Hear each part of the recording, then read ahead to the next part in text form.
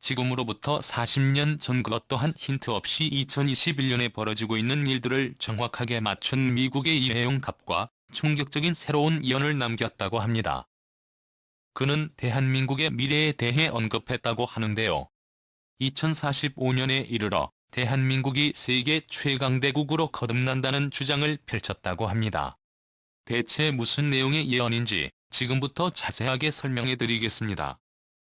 1965년 영국의 수학자이자 통계학자인 어빙 존 굿은 미래의 지능 폭발이 일어날 것으로 예측하며 초지능용 기계의 존재를 암시했죠. 인간의 모든 지적 활동을 훨씬 능가할 수 있는 기계의 등장. 그의 예측에 따르면 만약 기계가 초지능을 가지게 될 경우 압도적인 계산 능력으로 미래를 예측할 수 있을 것으로 내다봤죠. 그러나 그의 예측과는 달리 50년이 넘는 시간이 흘러도 기계가 인간 사회의 미래를 예측할 정도로 발전하지는 못했습니다. 심지어 어떤 과학자들은 불가능한 꿈이라고 얘기하면서 비관적인 전망을 내놓았습니다. 반면 기계와 달리 인간은 소름 끼칠 정도로 정확하게 미래를 예측하는 모습에 종종 보여주곤 하는데요.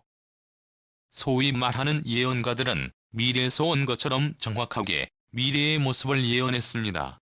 그 중에서도 놀라운 정확성으로 미래를 예언하는 한 인물이 있는데요. 바로 뒤인 춘추라는 인물입니다. 소설가로도 활동하는 그는 1981년 어둠의 눈이라는 책을 출간했는데요. 그가 출간한 소설에는 놀라운 내용이 담겨 있었습니다. 지금으로부터 약 40년 뒤에 코로나 바이러스가 창궐 지구상의 사람들이 코로나로 인해 고통받을 것을 묘사한 곳입니다.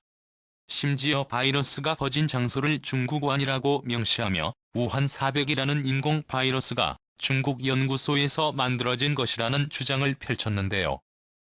놀랍게도 그 소설에서 예측한 일들은 현실에서도 일어났습니다. 그가 어둠의 눈으로 썼을 때 독자들 가운데서 무한이라는 장소를 모르는 이들도 많았고 거기서 바이러스 연구가 진행되는지도 몰랐던 사람들이 많았습니다. 40년이 지나서야 비로소 그가 예측한 미래가 얼마나 정확한지 알 수 있었던 것인데요. 바이러스의 성격에 대해서도 인간만을 공격한다는 부분과 주요 장기 기능이 정지된다는 특징까지 코로나 바이러스와 흡사했습니다. 스토리 플롯에도 이를 암시하는 구절들이 등장했죠. 그는 소설 작업에 대해 철저한 자료 조사와 이를 바탕으로 엄밀한 논리 전개를 통해 미래 사회를 예측하는 방식으로 글을 쓴다고 하는데요. 그러나 예측에 성공하면서 그가 향후를 내놓을 소설에 대해 많은 이들의 관심이 폭발했습니다. 그러지 않아도 최근 그가 새로운 소설 출간을 앞두고 있는데요. 어둠의 눈과 마찬가지로 미래 사회에 대한 전망을 다루고 있다는 소식과 함께 최근에는 깜짝 놀랄 만한 내용이 담겨 있었다고 합니다. 바로 대한민국이 초강대국으로 묘사되고 있다는 점과 중국 일부죠. 정확히는 동북 삼성 지역과 연해주에 이르는 영역을 한국이 장악하고 있다는 묘사가 등장했다고 하는데요. 2015년을 배경으로 하고 있는 그의 책에는 통일 한국의 지도도 있었습니다. 놀라운 예측을 보여준 뒤 군치의 미래상의 많은 이들이 회의를 드러내며 북한과 통일한 대한민국이 더 나아가 중국 지역까지 정복한다는 점에 대해 말도 안 된다는 의견을 보였는데요. 하지만 뒤꿈치만이 아니라 여러 예언가들은 미래의 양국에 대해 지금보다도 더 광활한 지역을 다스리는 초강대국이 될 것이라 전망했었습니다. 미래 학자들 역시 한국이 미국과 유럽의 뒤를 잇는 선진국으로 발돋움할 것이라는 전망을 내놓을 정도죠. 구글이 세계 최고의 미래학자로 선정한 토마스 프레이 미국 다빈치 연구소 소장은 미래 사회에 대한 깜짝 놀랄 만한 사회상을 제시하는 인물인데요. 과거 IBM 엔지니어로 재직하면서 270여 차례 이상 디자인과 기술 분야에서 수상을 하는 혁혁한 성과를 올린 인물로 미래 예측에 대해 전문가라고 불리는 전설적인 존재입니다. 그런 그가 대한민국은 앞으로 무궁무진하게 성장할 것을 예측하며 한반도는 향후 10년 안에 통일을 이룰 것이며 더 나아가 중국 대륙까지 진출할 가능성이 높다고 얘기했죠. 미국 정치계의 구루로 유명한 지정학 전문가이자 인구 통계학자 피터 샤이한도 한국의 중요성을 강조하며 앞으로 2030년대가 되면 세계는 예전의 세계가 아니라고 전망했습니다. 그는 저서에서 한국인에 대한 언급을 남겼는데요. 한국인들은 난관을 극복할 근성이 있다고 평가한 그는 한국의 존재 자체가 경제이론과 지정학을 모두 거스른다고 바라봤는데요. 한국과 일본을 비롯해 세계적으로 강력한 국가 가운데서 당당하게 자기 목소리를 낼 수 있고 경제적으로도 끊임없이 발전해 일본을 추월하고 중국까지 압도하는 힘을 가진 나라는 전 세계에서 유일하게 한국밖에 없다고 평가했죠. 세계의 중심이 대서양에서 태평양으로 이동할 것이며 중국을 비롯해 아시아 국가가 세계 패권을 잡을 날이 올 것이라 예측한 프랑스 석학 자크 아탈 역시 한국의 다이나믹한 성장을 주목. 긍정경제를 주장한 그는 한국은 자신이 설명한 긍정경제의 좋은 사례라고 언급하며 한국은 일본은 물론이고 중국을 추월할 만한 가능성을 가진 국가라고 주장하며 한국이 동아시아의 맹주로 성장할 수 있다고 예측했습니다. 미 블룸버그를 비롯 해외 외신이 귀를 기울이는 미래 전문가 제이슨 세이코 회장 역시 한국을 주목했었는데요. 현재 탈중국 흐름을 예측한 그는 중국 대신 한국이 그 자리를 채울 것이며 미래 사회의 길을 한국이 잡을 것이라고 바라보며 한국을 주목해야 한다고 바라봤습니다. 한국의 고승이자 여러 이연의 정확성으로 화제를 불러 모았던 탄호스님 역시 늘 한반도가 세계의 중심이 된다고 말하며 국제적인 권능의 지도자의 출현을 암시했는데요.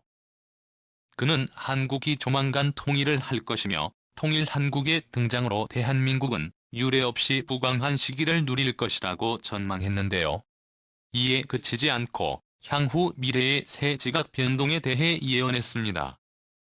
대규모 지각 변동에서 한국을 중심으로 세계가 평화를 되찾을 것으로 바라보는 것이죠. 그의 예언 중 특히 주목할 부분은 바로 만주에 대한 이야기입니다. 한국의 영토 가운데 만주 지역이 한국 손으로 들어올 곳으로 예언했습니다. 해외의 예언자들도 한국에 대한 비전이 보인다며 한국의 부강한 미래에 대해 공통적으로 이야기했는데요. 경제를 고치고 미래에 대한 소름 끼치는 예언으로 유명한 신디 제이콥스 선교사는 하느님으로부터 한국의 미래에 대한 계시를 받았다고 하는데요. 그전까지 한국에 대해 잘 알지 못했던 그녀는 하느님의 계시를 듣고 한국의 진면모를 알게 되었다고 하는데요. 그녀는 하느님께서 한국인의 하느님이 특별히 있을 것이며 한국의 영광스러운 하늘이 이어질 것을 언급했습니다. 그녀는 한반도의 미래에 대해 강력한 바람을 보았다고 얘기하며 한반도 넘어 중국까지 기운이 이어진 것을 확인했다고 하는데요. 북한이 무너진 이후 한국이 북한과 하나로 합쳐질 것이며 통일 한국은 중국까지 진출해 그 강력을 넓힐 것으로 예언했습니다. 열강 중 가장 특별한 국가로 한국을 선택했다고 하죠. 조선시대 정감록에서도 한국의 미래를 예언하며 한국이 지금보다도 더 큰 나라가 될 것을 암시했죠. 미래학자들을 비롯해 예언가들 모두 한국이 지금보다도 더 큰 나라가 될 것으로 공통적으로 이야기하고 있습니다.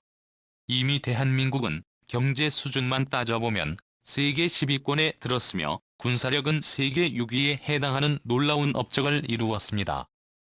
전통적으로 선진국이라 평가받던 이탈리아보다 더 강력한 국가라는 평가를 받으며 기록을 갈아치우고 있죠.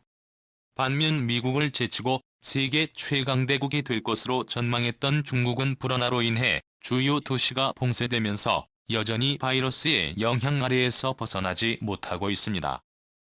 고공성장을 거듭했던 과거와 달리 성장세도 뚜렷하게 둔화되었죠.